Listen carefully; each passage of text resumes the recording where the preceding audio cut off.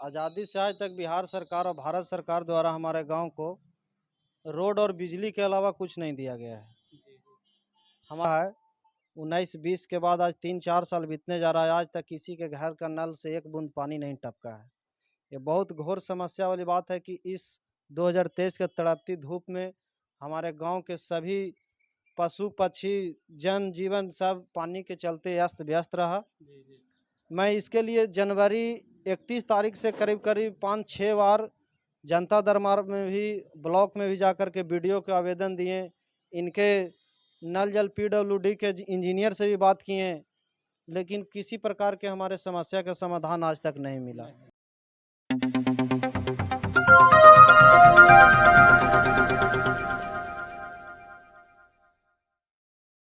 नमस्कार, प्रणाम। मैं वीरेंद्र कुमार और आप देख रहे हैं सत्या टीवी गया बिहार। अभी मैं डिहुरी पंचायत के बेतपुरा में हूं, जो अतरी प्रखंड में पड़ता है, गया जिला के। अभी हमारे साथ रोहित जी हैं और इनसे कुछ खास बातचीत करेंगे जो इनके गांव का समस्या है उसके बारे में। इनका गांव में काफ़ी सारे समस्या है। कहने का मतलब है ये बिहार भी है, बिहार है, यहाँ कुछ भी हो सकता है।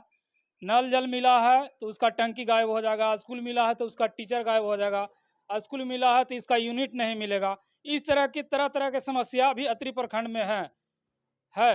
और अभी हमारे साथ रोहित जी हैं, उनसे खास बातचीत करेंगे। तो अभी आपके गांव में क्या क्या समस्या है जो देखने को मिल रहा है? सबसे पहले तो वीरेंद्र जी, हमारे गांव में आप चल कर के आए, इसके लिए धन्यवाद। बात रही हमारे गांव की समस्या को, तो आज़ादी से आज तक बिहार सरकार और भारत सरकार द्वारा हमारे गांव को रोड और बिजली के अलावा कुछ नहीं दिया गया है।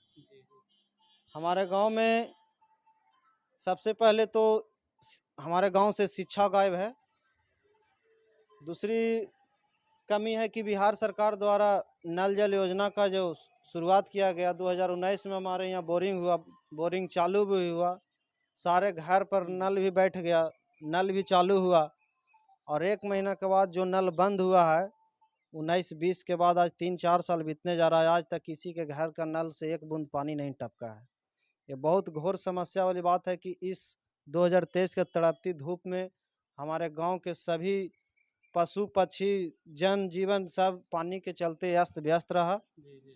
मैं इसके लिए जनवरी 31 तारीख से करीब करीब 5-6 बार जनता दरबार में भी, ब्लॉक में भी जाकर के वीडियो के आवेदन दिए। इनके नल जल पीडब्ल्यूडी के इंजीनियर से भी बात किए, लेकिन किसी प्रकार के हमारे समस्या का समाधान आज तक नहीं मिला।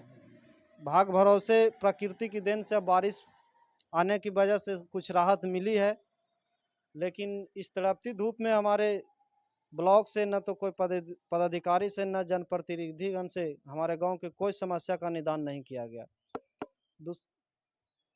दूसरी बात है कि जो हमारे गांव में स्कूल आज तक आज़ादी के बाद से आज तक नहीं दिया गया, इसके लिए भी हम प्रॉपर 2019 से आज तक बहुत जगह लेटर पहुंचाएं, डीएम से मुख्यमंत्री तक आवेदन दिए। प्रतिनिधिगण छोटा से लेकर के बड़ा पदाधिकारी प्रतिनिधिगण सभी जगह लेटर दिए, लेकिन आज तक किसी प्रकार के सुनवाई की आशा हम लोग के पास में नहीं है। इस तरह से हम लोग को शिक्षा से एकदम हमारे गांव को वंचित किया गया है, और मनुवादियों के द्वारा इस गांव को आज तक नज़रअंदाज किया गया है कि शिक्षा से इसको वंचित ही रखा जाए।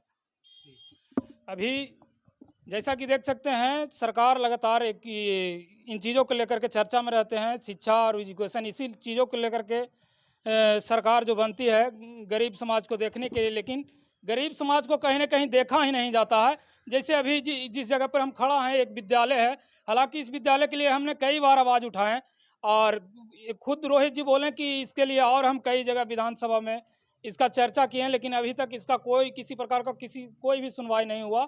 और रही बात गर्मी का मौसम में, ये लोग तो गर्मी को झेले ही हैं, और गर्मी के समस्या में गर्मी में जो पानी का समस्या हुआ, इसके लिए भी इन लोगों ने लेटर दिए, लेकिन उस पर किसी प्रकार का कोई भी कार्रवाई नहीं हुआ।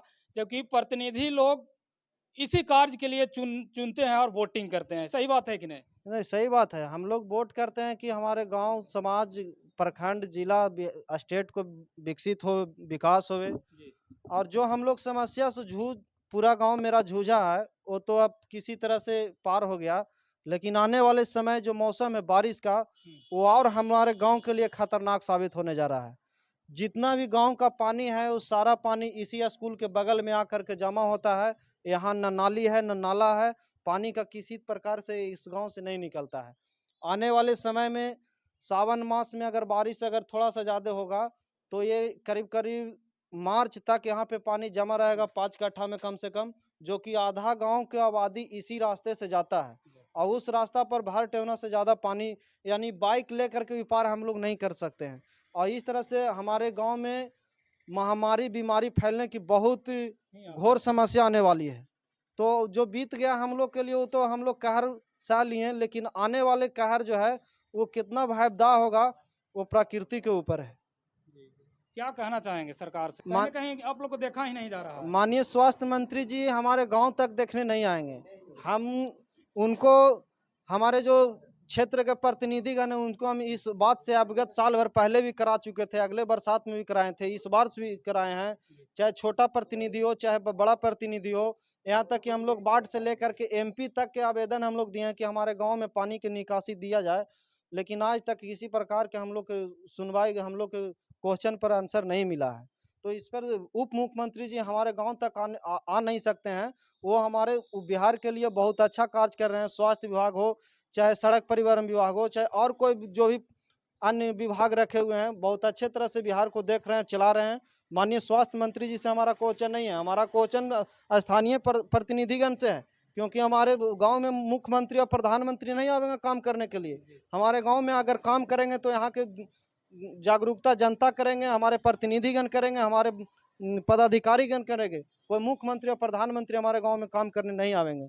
वो वहाँ से अपना सिस्टम भेजते हैं, लेकिन हमारे जमीन पर काम नहीं हो पाता है। तो आप कहाँ के? यहाँ आइए, आओ आओ, अपना नाम बताओ पहले। नीतीश कुमार। अच्छा, पानी की समस्या है कि नहीं आपके गांव में? यस। अच्छा, सरकार ने नल जल दिया है, उसका फायदा ले रहे हैं कि नहीं आप लोग? नहीं, क्यों? नल भी नहीं, एक बार चालू हुआ है, खाली बैठ गया।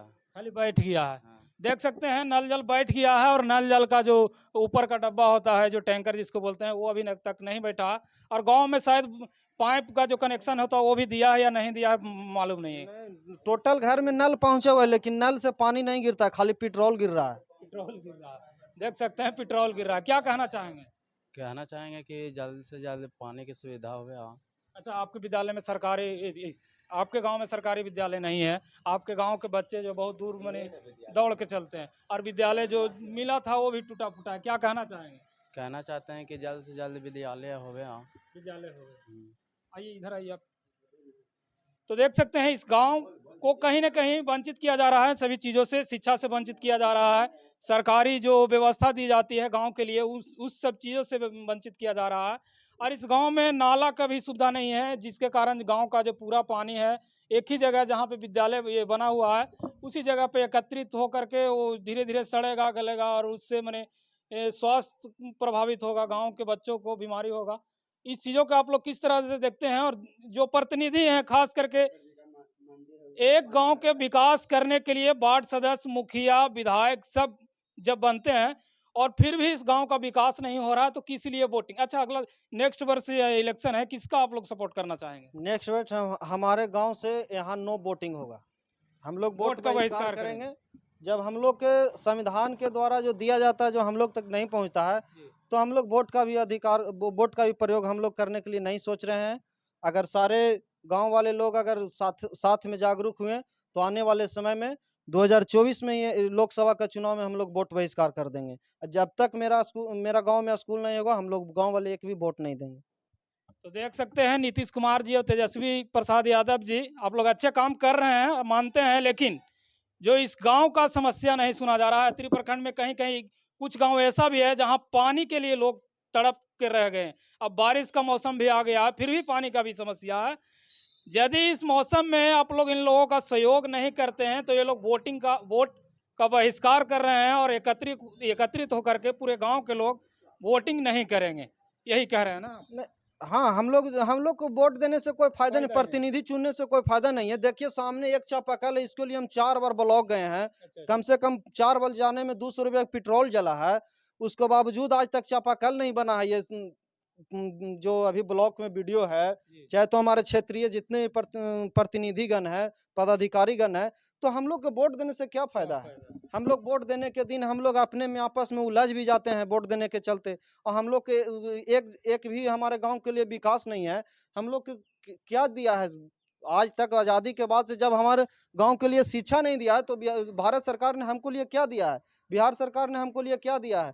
पानी पड़ेगा तो पानी हमारे घर में जमा होगा, बच्चा हम लोग के जन्म लेगा हुआ शिक्षा ही रहेगा। हमारे गांव में स्कूल नहीं है।